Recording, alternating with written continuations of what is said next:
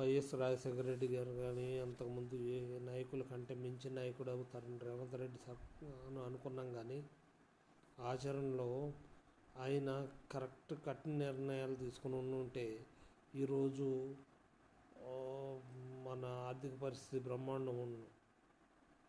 అంతకుముందు దోచుకున్నారన్నప్పుడు ఈ డబ్బులన్నీ రికవరీ చేసి ఉంటే ఇవాళ రాష్ట్రానికి ఆదాయం వచ్చేది. నువ్వు హామీలు ఇచ్చినవన్నీ నెరవేర్చుకునే పనిలో ఉండే పని.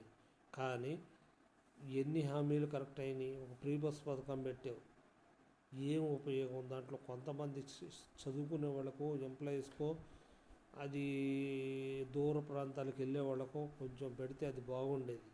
టైంపాసు కిళ్ళీలు తిని మందు తాగి ఆ బస్సుల్లో జర్నీలు చేసే వాళ్ళకి ఎందుకు ఫ్రీ బస్సు?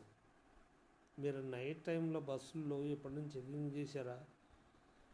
ఇప్పుడు ఎక్కడని కాదు, బాన్స్వాడ కానీ, కామారెడ్డి కానీ, ఎటైనా ఏ బస్సులో అయినా కానీ అర్ధరాత్రి పూట ప్రయాణం చేసేటప్పుడు ఏదన్నా అబ్జర్వ్ చేశారా? ఫ్రీ బస్సులు తుమ్మితే బస్సు, దగ్గితే బస్సు, తుమ్మితే బస్సు, దగ్గితే బస్సు.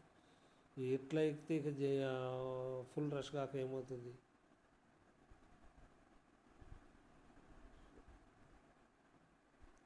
మీరు పెట్టేదేదో ఫ్రీ బస్ పథకం అనేది చేతకానాళ్ళకి, లేకపోతే ప్రైవేట్ ఉద్యోగస్తులకి, మిడిల్ క్లాస్ ఉన్న వాళ్ళకి అలా పెట్టుంటే బాగుండేది. ఇవాళ రాజకీయ నాయకుల దగ్గర ఉన్న ఆస్తులన్నీ సంపాదించుకున్నారు. 10 ఏళ్ల కోళ్ళలో బీఆర్ఎస్ ఎట్ట సంపాదించింది అన్నప్పుడు రికవరీ నువ్వు చేసి కరెక్ట్ చేసి ఉంటే ఆ డబ్బులన్నీ ఇప్పుడు వేసవికాలం బోనస్ ఇచ్చేవాడు. మీరు అసమర్థత వల్ల ఇవాళ అట్రప్లాప్. మీరు సిబిఎన్ శిష్యులు అనటానికి కాదు, సిబిఎన్ఏ మీరే. మిడిల్ క్లాస్ ఉన్న వాళ్ళకి ఆయన మీ గురువు గారిని నేను ఒకటే అంటున్నా, మా పార్టీ అధినేత నేను అంటున్నా, తప్పు పడుతున్నా. ఏంటి రైతు ఎందుకు అని ఆయన మాట్లాడారు. దానికి నేను ఆయన్ని ఖండించాను. రైతు లేకపోతే మీరు అన్నం తినేవాళ్ళు కాదు. మీ అన్నం తినకూడదు, అది ఏం తింటారు మరి? పిల్లలు ఏం తింటారు? అన్నం తినకుండా గడ్డి తింటారా?